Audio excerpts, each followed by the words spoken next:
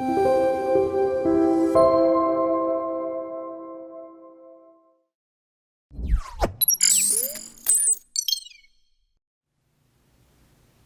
안녕하십니까?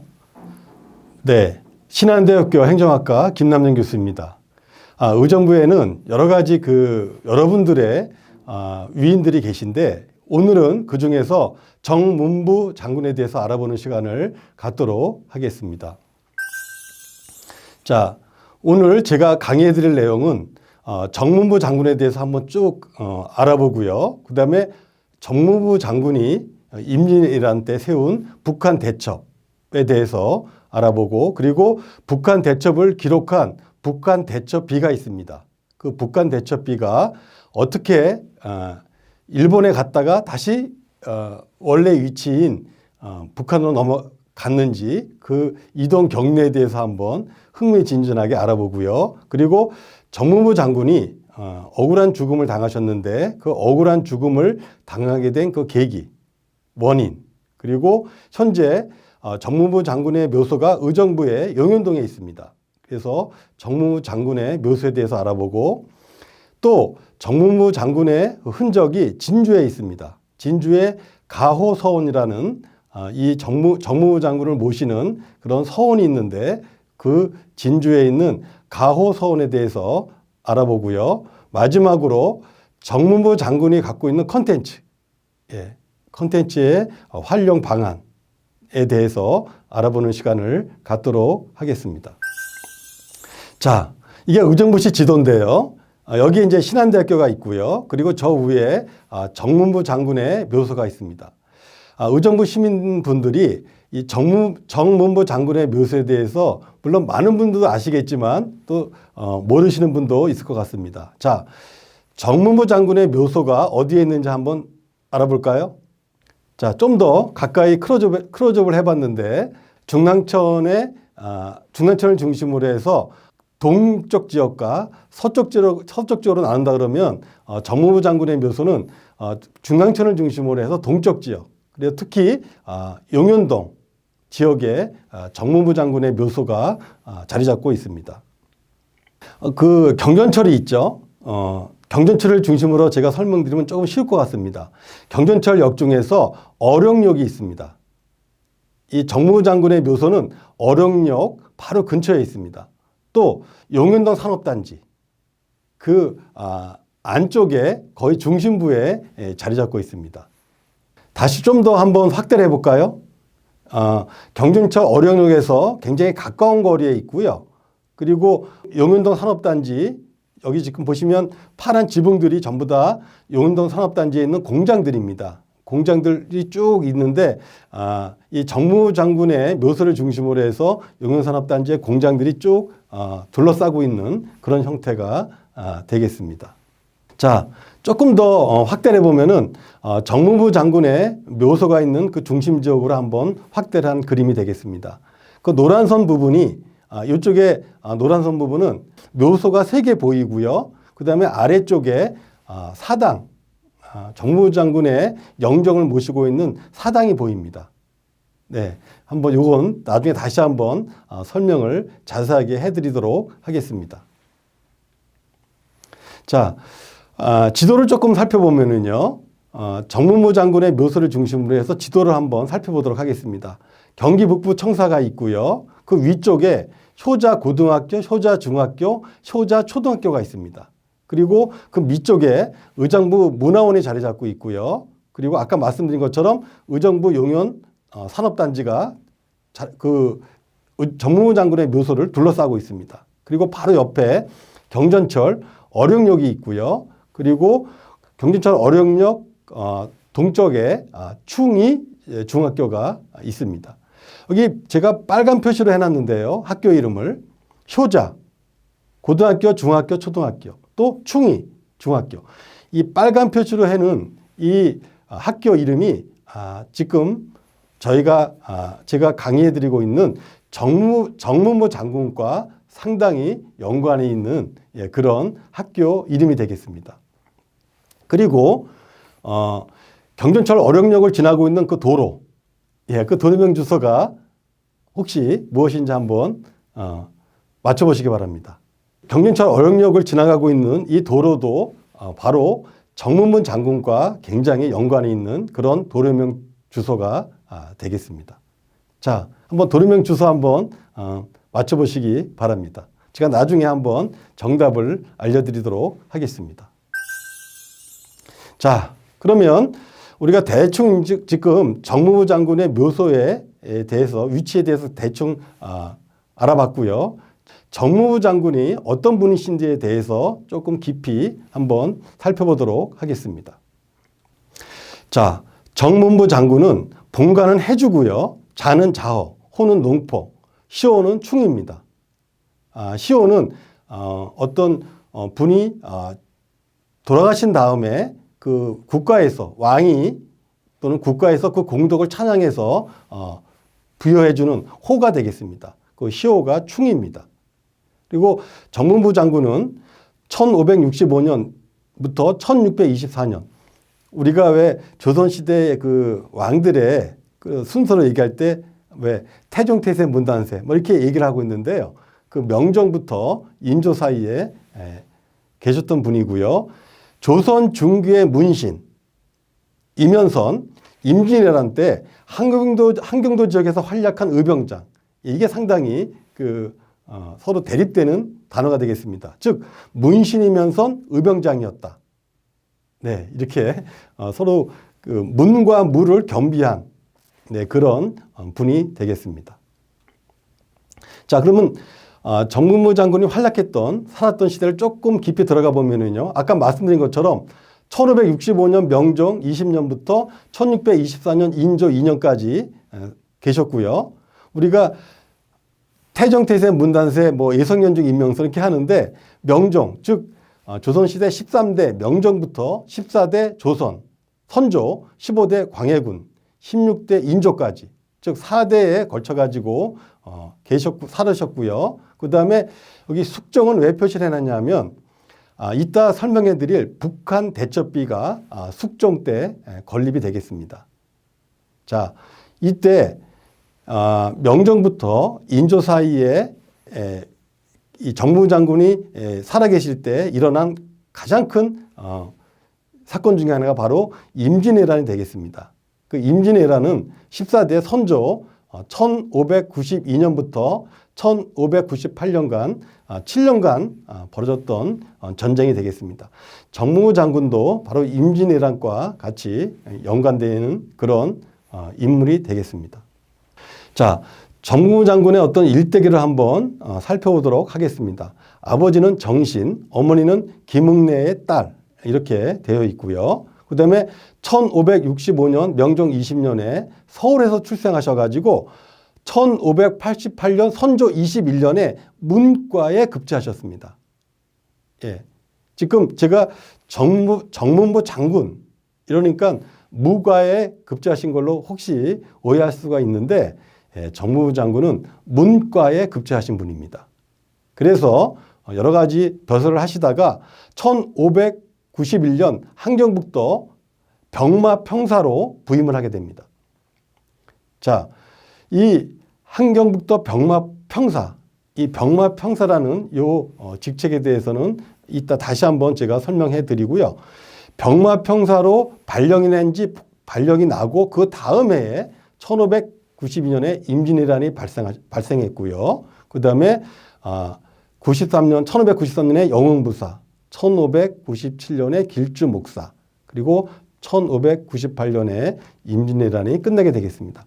여기 지도 보시면은 길주목사, 길주는 한경북도에 있는 그 도시가 되겠습니다. 그리고 임진왜란이 끝나고 또 여러 가지 벼슬을 하시다가 1624년 인조 2년에 60세 나이로 별세하셨습니다.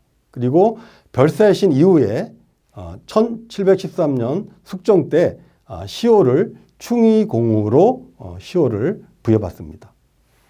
자, 그러면 제가 아까 말씀드린 여기 1591년 한경북도의 병마평사라고 제가 직책을 말씀드렸는데 병마평사가 뭔지 한번 잠깐 살펴보도록 하겠습니다. 자, 병마평사는요, 정육품의 외직 문관입니다. 왜 그러냐면 정부 장군이 문과를 급제하셨잖아요. 그러니까 문관이죠. 무관이 아니라. 그리고 이 병마평사는 한경도와 평안도 지역에 각 1명씩 파견했는데 일명 다른 이름으로는 북평사, 평사 이렇게도 불리고 있습니다. 자, 병마평사라는 직책은 뭐냐면요. 병마절도사가 있고요. 그 병마절도사를 보좌하는 망령. 그러니까 병마절도사가 주장이고요. 쉽게 말하면 병마평사는 그 주장을 보필하는 그런 망료가 되겠습니다. 그래서 병마절도사 밑에서 주로 문무, 군자, 곡과 이런 사물을 담당하는 문관이 되겠습니다. 그리고 병마절도사 유고시에는 그 임무를 대행하는 이런 역할을 맡았는데요. 왜 한경도 지역에 병마평사를 파견했냐 하면은 한양에서 멀리 떨어진 변방에 이 병마절도사는 무신이죠.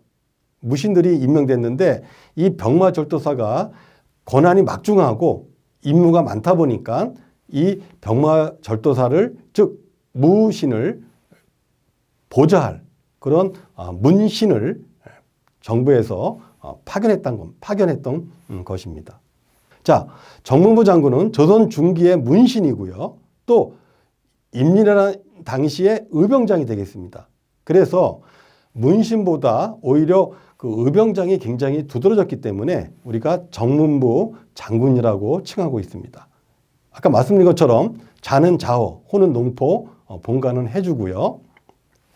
임진왜란 때 이 한경도 지역이 왜군한테 유린당하고요. 이럴 때 이 한경도 지역에서 국경인 등이 반란을 일으켜 가지고요. 두 왕자를 일본군한테 넘기고 투항합니다.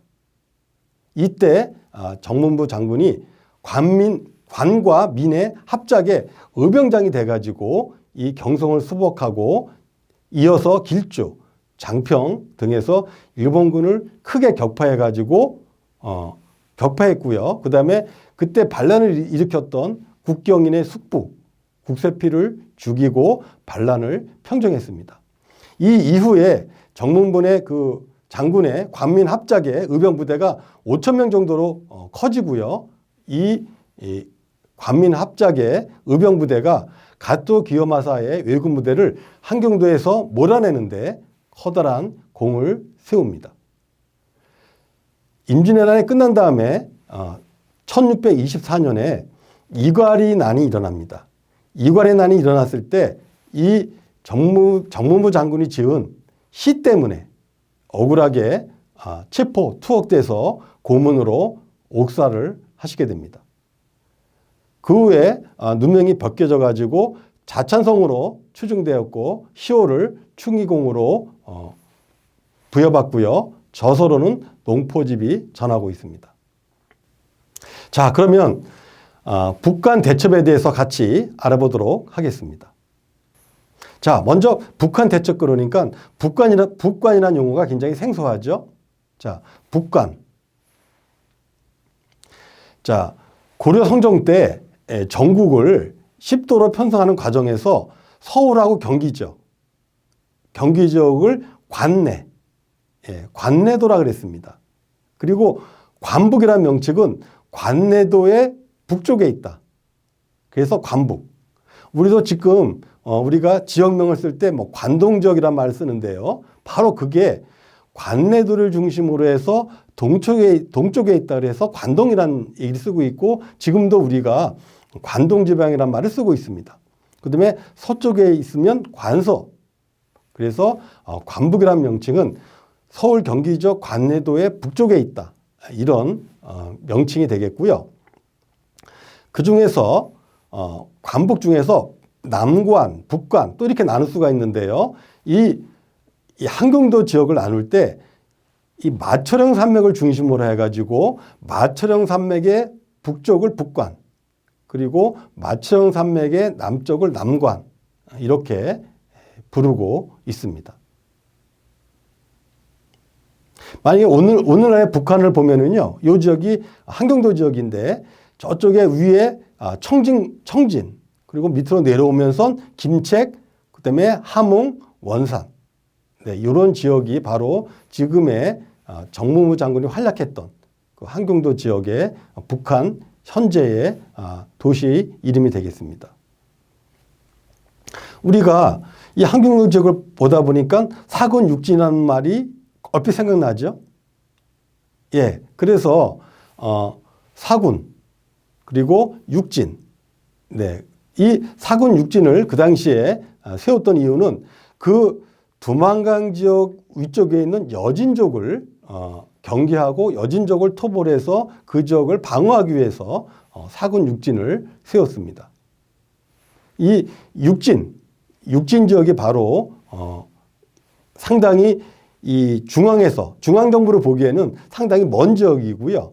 그리고 이쪽 지역이 여진족의 침략을 계속 받아왔기 때문에 상당히 민심도 흉흉하고, 예, 그래서 이 지역을 중앙정부에서 그 당시에 정부에서 다스리기가 상당히 어려웠던 지역이 되겠습니다. 자, 임진왜란 때의 어떤 상황들을 잠시 설명드리면요. 왜군이 부산으로 상륙해서 상주, 충주, 한성을 거쳐서 쭉 위로 올라왔죠. 한성에서 두 갈래로 나눕니다. 그래서 한성에서 하나는 개성, 평양으로 올라가는 이 고신이 유키나가 1군이 있고요. 그 다음에 나머지 가토 기요마사가 바로 한성에서 한경도 지역으로 길주 지역으로 올라가는 그런 어떤 침략 양상을 보이고 있습니다. 자, 임진왜란 때 활약한 우리 의병장 또는 관군들의 그런 걸 보면은 우리가 위에 보시면 길주라고 표시되어 있고 길주 옆에 정문부 이런 이름이 되어 있습니다. 바로 정무무 장군이 활약했던 지역이 바로 저 길주를 중심으로 한 한경도 지역이고요. 바로 정무무 장군이 대적했던 그런 왜군이 바로 가토 기요마사 군대가 되겠습니다. 자, 가토 기요마사는 우리가 보통 가등청정이라고 얘기하고 있는데 임진왜란 때 이 도요토미 히데요시 그 마쿠의 무사로서 이 한경도 지역으로 진격했던 그런 일본 외장이 되겠고요.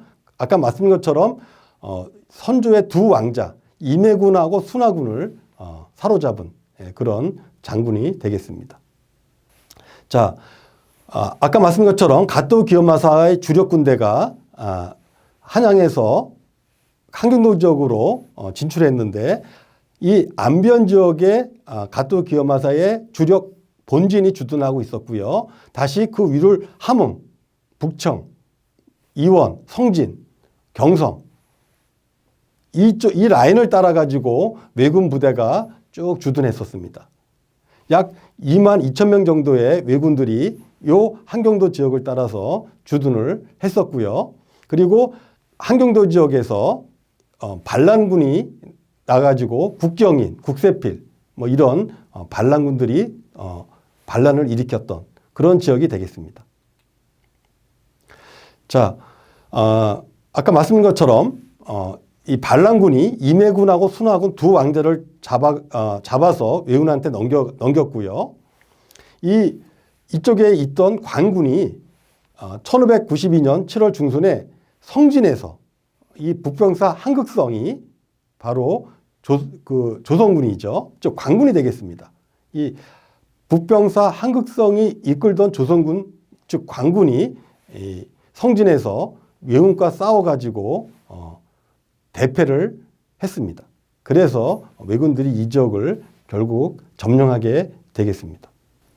이 반란군들이 경성을 중심으로 해서 이 해령 그리고 이쪽 성진 쪽으로 반란군 세력이 확장을 했습니다.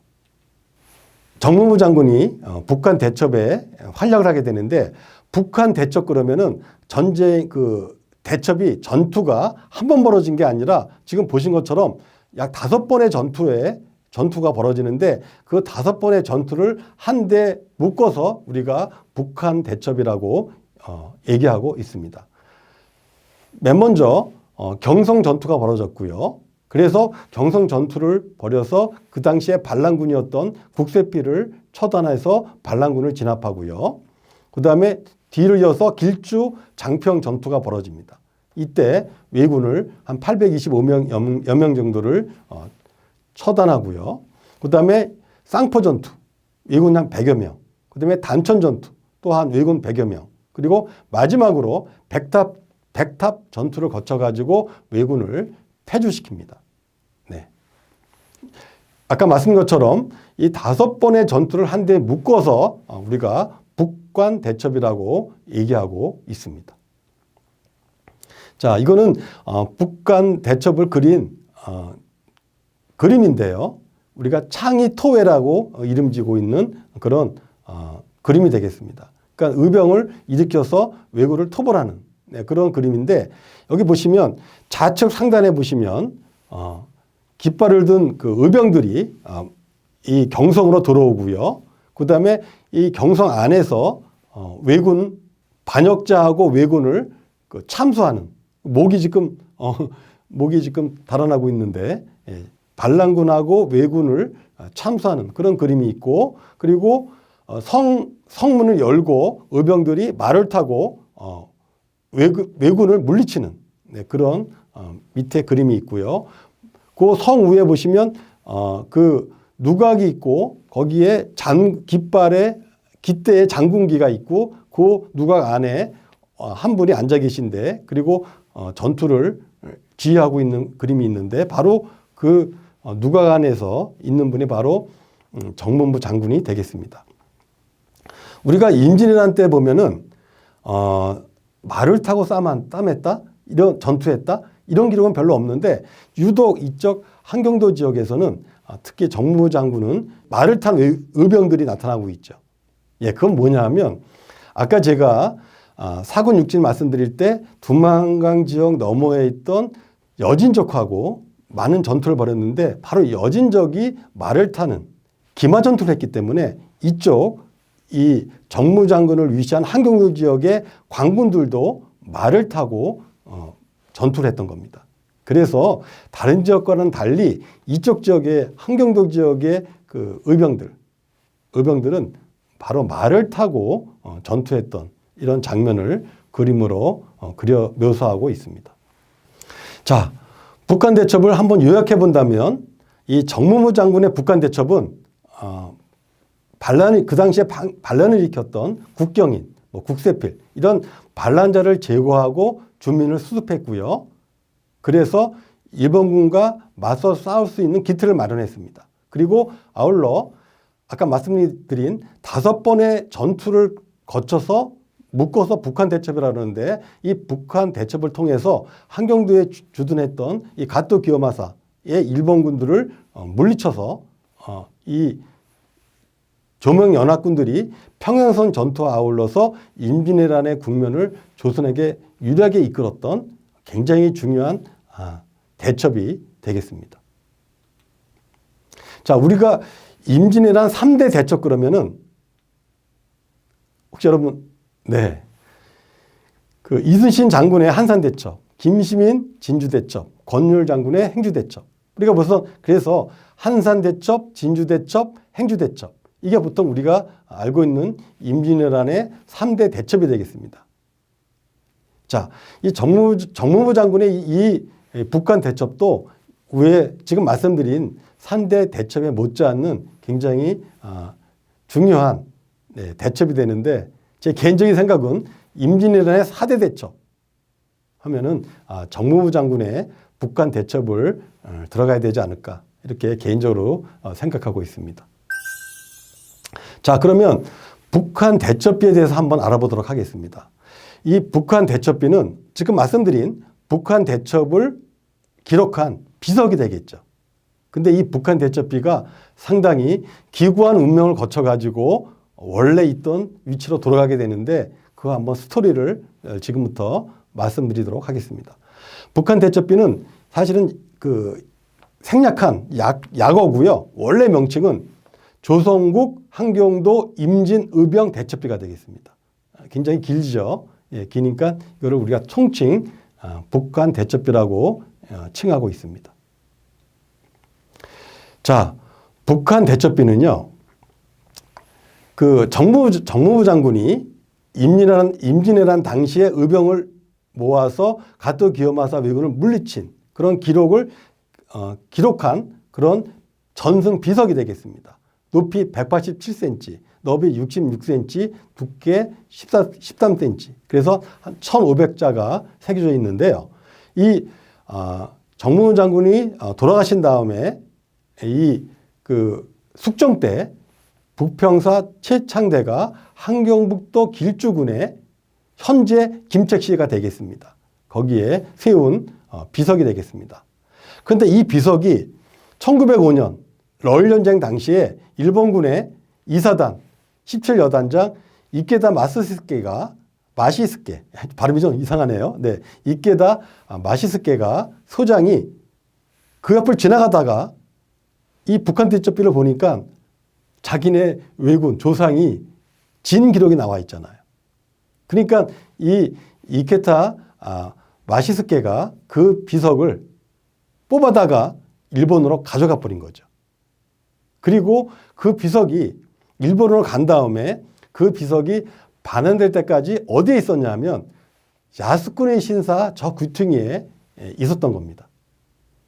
그 야스쿠니 신사에 있던 그 북한 대첩비를 바로 최서면 선생이 그걸 발견하고 이거를 우리나라 정부에 알렸고요. 한국 정부가 그 이후에 일본의 반환을 계속 요청했는데 성사되지 못하다가 2005년도에 한국, 일본 그 불교 복지협의회가 베이징에서 북한의 조선 불교도 연맹하고 만나가지고 최종적으로 이 북한 대첩비를 북조선에 반환하기로 합의를 하게 되겠습니다.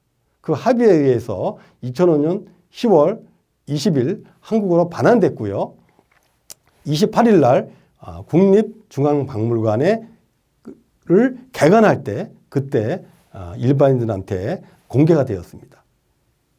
그리고 2006년 남북 간의 북한 대첩비 북조선 환송에 관한 협의를 거쳐가지고 드디어 원래 있던 길주군, 네, 현재 김책시의 비석이 북한으로 돌아가서 원래 위치에 다시 자리 잡게 되겠습니다. 현재 북한은 이거를 국보로 북한의 국보죠. 국보로 지정하고 있습니다. 자, 그러면 북한 대첩비가 돌아오기까지 좀 더 상세하게 한번 알아보도록 하겠습니다. 아까 말씀드린 것처럼 정무부 장군이 의병을 일으켜가지고 가토 기요마사 군대를 크게 무찌른 그 북한 대첩을 기념하기 위해서 그 당시에 숙종 때 최창대 부평사가 세운 승정 기념비가 되겠습니다. 근데 러일전쟁 당시에 그 일본군이 주민들을 협박해서 그 비석을 뽑아가지고 도쿄 야스쿠니 신사에 갖다가 방치해뒀던 겁니다. 야스쿠니 신사에 방치되어 있던 북한 대첩비를 최소면 선생이 확인하고 이 북한 대첩비가 방치되어 있다는 것을 한국 정부에 알리고요. 다시 한국 정부는 여러 가지 경로를 통해서 일본 야스쿠니 신사 측에 반환을 요청했던 겁니다.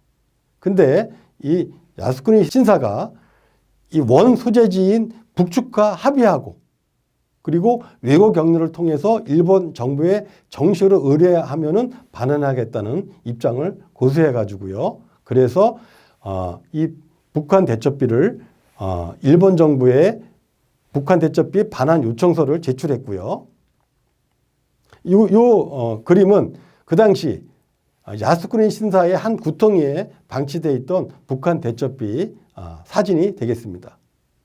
이런 식으로 마치 그 일본의 그 형태로 지붕을 씌우고 한 구석에 방치되어 있던 북한 대첩비가 사진이 되겠습니다. 자, 그리고 북한 대첩비를 반환받기 위해서 제15차 남북 장관급 회담에서 북한 대첩비 반환 공동 성명을 발표하고요. 한일 정상회담에서 노무현 전 대통령과 고이즈미 총리가 반환에 합의합니다. 그래서 2005년 10월 20일 일본에 약탈된 지 100년 만에 북한 대첩비가 반환되는 그런 역사적인 기념이 이루어지고요. 그 이후에 과학적 보존 처리를 거쳐가지고 2005년 10월 28일 날 국립중앙박물관 개관식에 맞춰서 북한 대첩비가 일반한테 공개됩니다. 그리고 이 북한 대첩비는 원래 북한에 원래 있었기 때문에 북한 대첩비를 남북 간의 합의를 거쳐서 북한 대첩비를 북한에 인도하는 그런 절차가 이루어지게 됩니다. 이 북한 대첩비에 대한 굉장히 중요한 제가 반환하기까지의 어떤 과정을 제가 대략적으로 말씀드렸는데 이 북한 대첩비가 돌아오는 과정이 왜 의의가 있냐면 남북 간의 힘을 합쳐서 일본에 약탈된 문화재를 최초로 되찾은, 즉 남북 간의 합의를 거쳐서 일본으로부터 우리 문화재를 반환받은 첫 번째 사례가 되겠습니다. 자, 이거는 남북 간에 100년 만에 돌아온 그런 북한 대첩비를 한국으로 반환받아서 다시 북한으로 넘기겠다는 그런 합의서 내용이 되겠습니다. 자, 현재 북한 대첩비는 환경북도 김책시의 리명리의 보호구역에 세워져 있고요. 여기 보시면은 북한 대첩비의 밑에 받침돌은 원래 건립 당시의 것을 그대로 사용하고 있고요. 다만 지붕돌은 우리나라 정부에서 여러 가지 사료를 참조해서 다시 만든 새로운 지붕돌이 되겠습니다. 그래서 북한 측은 현재 북한 대첩비를 조선민주주의인민공화국 국보유적 제193으로 등록해가지고 현재 보호하고 있습니다. 자, 이 정무부 장군은 그 이후에 임진왜란 끝난 다음에 여러 가지 벼슬을 하셨는데요. 이 벼슬을 하시다가 억울한 죽음으로 고문받다가 사망하셨습니다. 네, 이 억울한 죽음을 하게 된 계기가 무엇인지 한번 보도록 하겠습니다. 그러니까 창원부사 여러 가지 이제 임진왜란 끝난 다음에 여러 가지 벼슬을 하셨는데 창원부사로 재직할 때 초해왕에 대하여 지은 시로 인해서 이괄의 난에 연루돼 가지고 1624년 인조 2년에 고문받다가 사망하셨습니다. 사실은 이 굉장히 큰 임진왜란 때 엄청난 그런 승리를 이끄셨는데 임진왜란 끝난 다음에 이 정무부 장군은 공적을 제대로 인정받지 못하시고 억울하게 이괄의 난에 연루돼서 고문받다가 사망한 억울한 죽음을 당하셨습니다. 자, 이게 이제 정무부 장군이 지은 시인데 여기 보시면 밑에 빨간 글씨로 잔손이라고 되어 있습니다. 예. 이 잔손이 뭐냐면 이제 이 이괄의 난이 벌어졌는데 이 인조 때 벌어진 이괄의 난에서 이 인조가 즉위하기 5년 전에 지은 시가 되겠습니다. 이 시는. 그러니까 인조가 즉위 5년 전에 지은 시니까 인조와는 아무런 연관이 없는 시가 되겠습니다. 그 중에 정무부 장군이 억울하게 고문을 당하고 투옥하게 된 계기가 바로 뭐냐면 그 시 귀절 안에 잔손은 뜻이 뭐냐면 갸냘프고 약한 손자 이런 뜻을 갖고 있는데 이 정무부 장군을 모함했던 반대파 사람들이 이 잔손은 인조를 의미한다 이렇게 모략을 했던 겁니다. 그래서 이 잔손이 인조를 의미한다라는 그런 모략을 당해서 억울하게 투옥돼서 고문을 받다가 향년 60세로 사망하게 되겠습니다. 자, 억울하게 죽음을 당한 이후에 이 숙종 42년 때 이 조선 정부에서 드디어 이 시호를 내립니다. 그래서 이 시호는 아까 말씀드린 것처럼 제왕이라든지 이런 국가에 공덕 있는 분이 죽은 다음에 그 사람의 공덕을 칭송해서 붙여주는 이름이 바로 시호가 되겠는데, 시호를 붙여준다는 얘기는 그분의 공덕을 인정해준다는 그런 의미도 되겠습니다. 그래서 시호를 충의공이라고 시호를 알리는 그런 결정 문서가 되겠습니다. 그래서 조선시대 저기 보시면 자찬성, 즉 자찬성, 우찬성, 그렇죠? 예, 그래서 조선시대 종일품 관직인 자찬성에 임명하고 그리고 시호를 충의공으로 명하는 내용으로 이 정무장군의 억울한 죽음을 충의공이라는 시호로 공덕을 칭송하는 그런 문서가 되겠습니다. 자, 그러면 정무장군의 묘소에 대해서 한번 알아보도록 하겠습니다. 정무장군의 묘소는 경기도 기념물 제37호고요. 주소는 경기도 의정부시 산단로 132번 길 용현동에 위치하고 있습니다. 자, 이게 제가 첫 번째 강의 시작하기 전에 보여드렸던 구글 사진인데요. 여기 보시면 노란선 원을 보시면 위에 노란선 위쪽에 보시면 묘소가 희미하나마 3개가 보입니다. 그리고 밑에 정무장군의 영정을 모시고 있는 사당, 그리고 맨 오른쪽에 바로 북한 대첩비가 있는데 북한 대첩비는 잘 보이지가 않고 있습니다. 그리고 그 밑에 주차장이 보이죠? 예, 그거는 롯데마트 주차장이 되겠습니다. 그리고 롯데마트 바로 옆에 경전철 어령역이 있고요.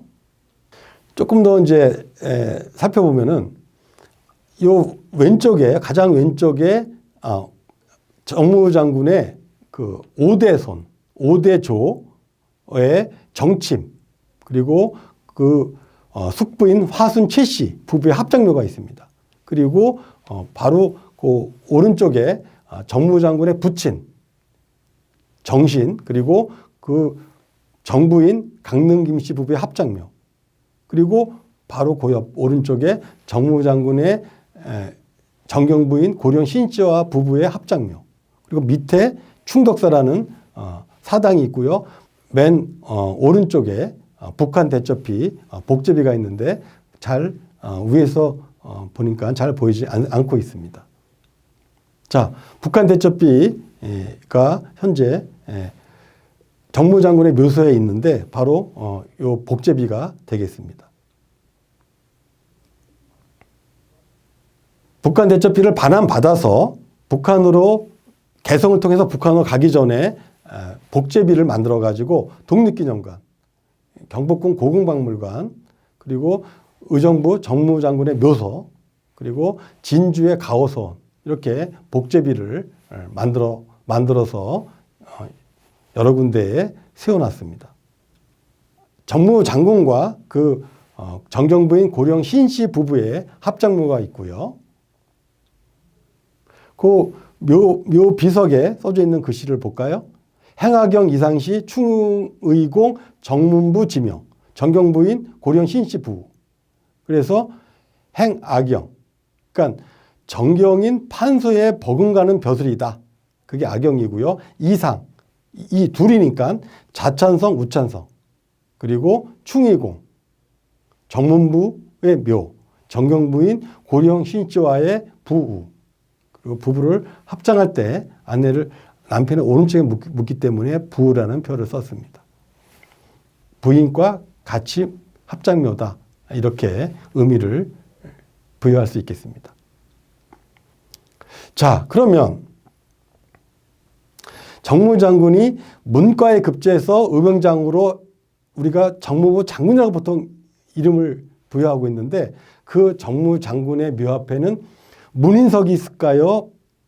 무인석이 있을까요?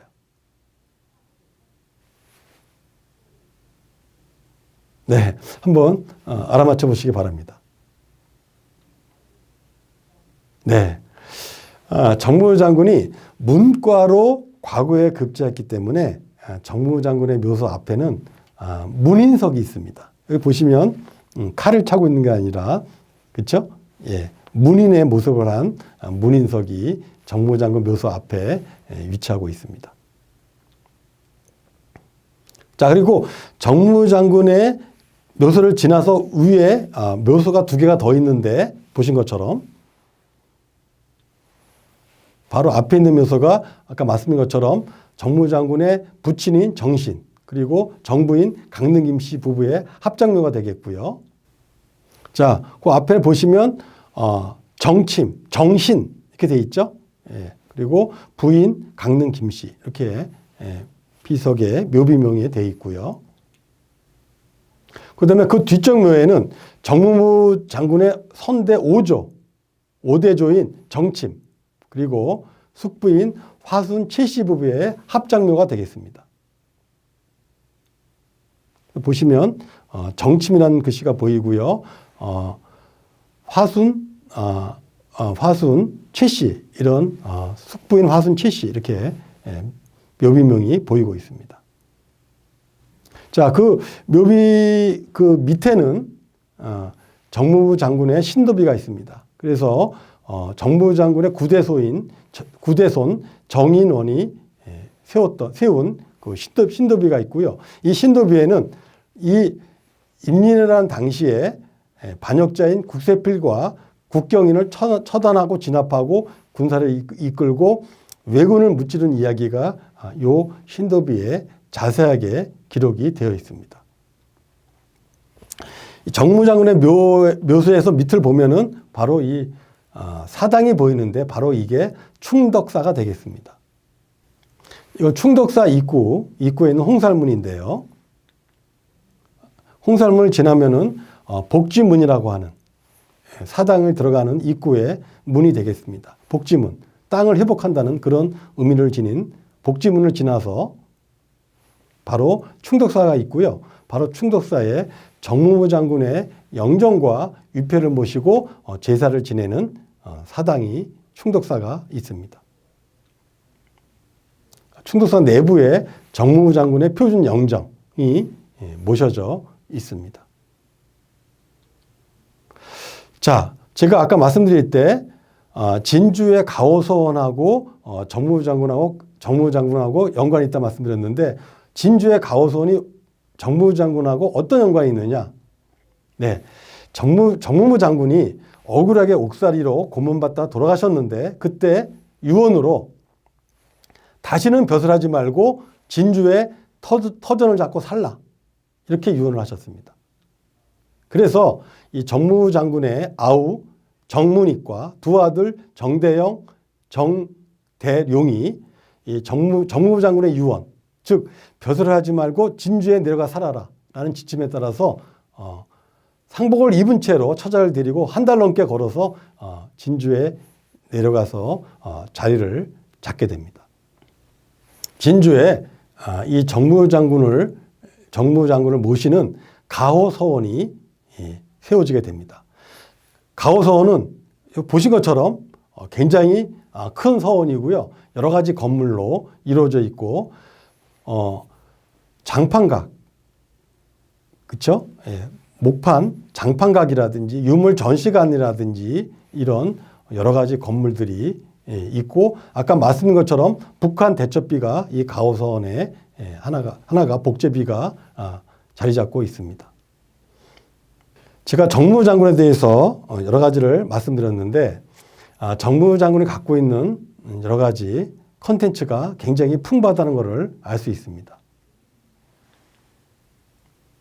자, 정무부 장군은 보훈처에서 2003년 8월에 호국의 인물로 선정이 됐고요. 또 이 정무부 장군이 남긴 이 농포집, 그래서 이건 정무부 장군의 시문집이 되겠습니다. 그래서 임진왜란 당시에 한경도 의병들의 어떤 전투 기록 같은 걸 묘사했고요. 그 다음에 경문, 시문 이런 것들이 들어가 있는 그런 시문집이 되겠습니다. 정무부 장군이 굉장히 글씨를 잘 썼다 그랬는데 보신 것처럼 굉장히 제가 서예는 모르겠습니다만 이렇게 한눈에 봐도 힘이 넘치고 굉장히 멋진 글씨라는 것을 알 수가 있겠습니다. 자, 정무부 장군이 갖고 있는 컨텐츠를 보면은요, 아까 말씀드린 것처럼 의병활동사, 북한 대첩, 그리고 북한 대첩을 기록한 북한 대첩피가 북한에서 일본으로 갔다가 대한민국으로 갔다가 다시 북한으로 넘어가는 그 드라마틱한 그 여정, 북한 대첩피. 그리고 이 부모에 대한 효사상, 부모님이 돌아가셨을 때 그 묘 앞에 초막을 짓고 이 효를 행하셨던 그런 부모에 대한 효사상, 그리고 그 농포집에 남아있는 그 글씨, 그리고 본인이 돌아가시면서 너희들은 벼슬하지 말고 진주에 내려가 살아라. 이 자녀 사랑. 이런 정무부 장군은 굉장히 많은 컨텐츠를 갖고 있다는 것을 알 수 있습니다. 이 컨텐츠를 영화, 연극, 애니메이션, 만화, 음악회, 축제, 문화제 이런 걸로 우리가 컨텐츠를 활용할 수 있는 그런 여지가 굉장히 많다는 것을 알 수가 있겠습니다. 제 개인적으로는 정무부 장군의 지금 묘소가 있는데요. 그 한켠에 예를 들면 정무부 장군의 전시관, 기념관 이런 것들이 한번 설립이 되었으면 하는 바람입니다. 자, 아까 제가 퀴즈를 냈었는데 경전철 어령역을 지나가는 그 도로명이 뭔지 한번 제가 퀴즈를 냈었습니다. 자, 제가 지금 정무부 장군에 대해서 쭉 제가 설명해 드렸는데 지금쯤 아마 여러분들이 이 도로명에 대해서 조금 감을 잡으실 겁니다. 저기 위에 고등학교, 중학교, 초등학교는 왜 있냐면 아까 말씀드린 것처럼 정무부 장군이 굉장히 효자였기 때문에 그 이름을 따서 학교가 초중고가 있고요. 이 정무부 장군의 그 위쪽에 효자부흥이라고 되어 있는데 이것도 역시 정무부 장군과 관계되는 명칭이 되겠습니다. 또 이쪽에 아까 충의중학교, 충의공, 시호, 네, 정무부 장군의 시호를 딴 그 이름이 바로 학교가 충의중학교가 되겠습니다. 자, 그러면 이 경전철 어령역을 지나가는 이 도로명 뭐가 되겠습니까? 도로명이 바로 시호, 충의공 이름을 딴 충의로가 바로 도로명이 되겠습니다. 자, 강의를 마치면서 정무부 장군이 남긴 시 한 구절을 제가 읊고 강의를 마치도록 하겠습니다. 칼차고 만리성에 올라서서 용 삼고 봉황 굽고 고래 회쳐 푸른 바닷물을 한 잔 술로 삼아 장군의 가슴 향에 부어볼까나. 예, 정무부 장군의 기계를 느낄 수 있는 그런 아주 힘차고 웅장한 그런 시가 되겠습니다. 네, 이것으로 정무부 장군의 제가 강의를 마치도록 하겠습니다. 네, 감사합니다.